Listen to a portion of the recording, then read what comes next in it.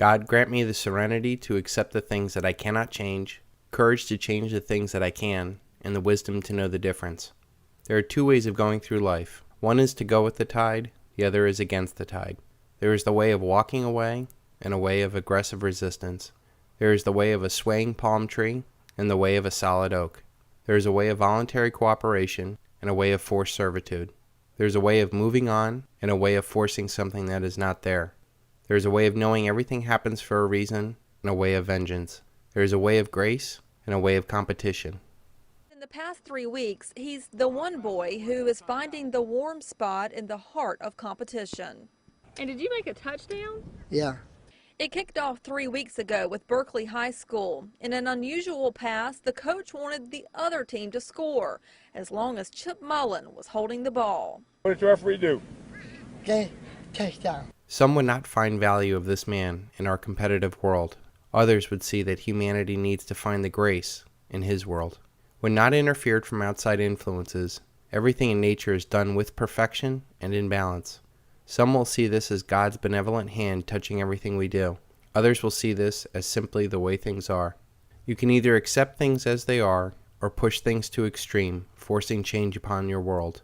We see this as empires spread to dominate the natural world. We see this as growing nations build the largest buildings that defy gravity and are designed to scrape the sky. We see this as societies push politics and economics to the extreme. Ozymandias. I met a traveler from an antique land who said, "Two vast trunkless legs of stone stand in the desert. Near them, on the sand, half sunk, a shattered visage lies, whose frown and wrinkled lip and sneer of cold command tell that its sculptor well made those passions read, which yet survive stamped on these lifeless things. The hand that mocked them, and the heart that fed. On the pedestal those words appear. My name is Ozymandias, King of Kings. Look upon my works, ye mighty in despair. Nothing beside remains. Round the decay of colossal wreck, boundless and bare, the lone and level sands stretch far away." We laugh at the towers of Babel people created and worshipped, and yet remain blind to the towers we construct and worship in our own lives. It seems that humanity is driven for some reason to do things that defy nature of balance and peace. We spend so much time, effort, and money on things that have no permanent value, and worse, things that do not bring us any joy or happiness along the way. The Egyptians used tremendous amount of blood to build pyramids on the backs of slaves. The Romans built the world's largest empire, only to rot from the excesses it brought. Even today, the American Empire, the largest and most powerful empire the world has ever seen, rots and will eventually collapse. And for what? All hail Americanandius, the empire of empires with full spectrum dominance. Oh, how the world shudders at how mighty it is, and the cries of despair for the fear of its wrath.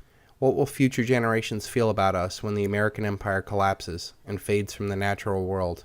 We build machines, organizations, and societies that divide and conquer the natural world, instead of seeing that all of life is connected and meant to work together. This is the real reason why things fail. They fail because they are not natural. They lack the why. They lack fundamental purpose. Without a deeper connection and cooperation like that of a thriving ecosystem, all organizations and efforts will ultimately fail. Think about the amazing forces that must work together to support life on Earth. We are a perfect distance of 93 million miles away from a sun that burns at 10,000 degrees. We move 67,000 miles an hour, and our atmosphere protects us from the outer space, as we live in a thin layer of oxygen that is created by a carefully balanced ecosystem, and that even our immune system prevents us from dying. Knowing that this interconnection and cooperation is vital to our existence, why do we insist on building a paradigm that seems to divide and conquer? You cannot solve a problem with the same consciousness that created it. You must see the world anew. Albert Einstein. Some would say that it is human nature to build things to the extreme, only to fall to earth like Icarus. It is wonderful that we possess the imagination, the skill, and the drive to do great feats. We seem to focus on the how and not the why we should do things. Why is it that so much capital and innovation goes into things that destroy the human experience? We spend trillions on weapons to enrich some and dominate others.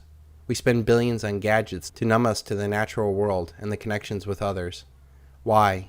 Cui bono? Who does this benefit? There are only two kinds of people in this world, those that want to be left alone and those that just won't leave you alone. There are those that live by grace and those that seek to dominate. Those that won't leave you alone are hurt people from this competitive world, and they have become like their abusers to take an eye for an eye. They seek to pleasure themselves, but also for others to please them too.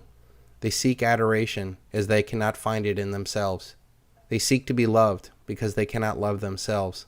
They force relationships based on money and manipulation because that is all they know. They seek to dominate others because they know that they cannot hold on to others any other way. They do not know of grace and love, so they seek to destroy that which they don't understand. Destruction is far easier for them than looking at themselves and changing or addressing a past hurt.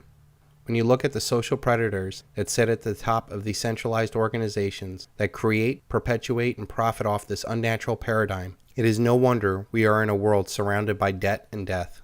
Does the hubris and arrogance of these social predators represent the majority of humanity that simply wants to live in peace?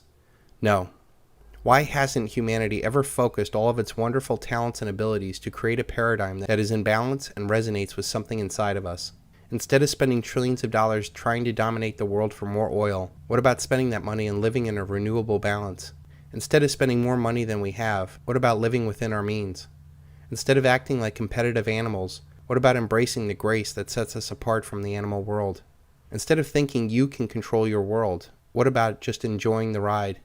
Couldn't all this amazing technical skills and capital be better spent on things that would seek to create a more balanced way of life? What would humanity look like if we did not focus on pushing things to the extreme and focused all of our actions on things that are more natural, like a sustainable way of life? What would humanity be like if we stopped trying to change everybody else and worked on ourselves? What would humanity be like if we divided power so that no social predator could convince good people to do bad things? What would humanity be like if we walked away from things that did not resonate with us? What would the world be like if we all went along with the tide of nature instead of constantly fighting it? Things pushed to the extreme ultimately fail. Every action has an equal and opposite reaction.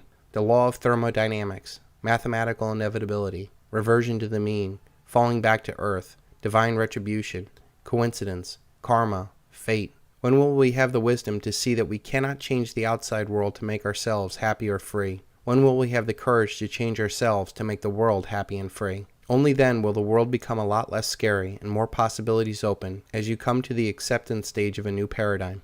With the mathematically inevitable collapse of this unnatural paradigm, we have the unique opportunity to use our technical knowledge and advanced communication to build a paradigm that is sustainable and of meaning. Two roads diverged in a wood, and I took the one less traveled, and that has made all the difference. What path are you on?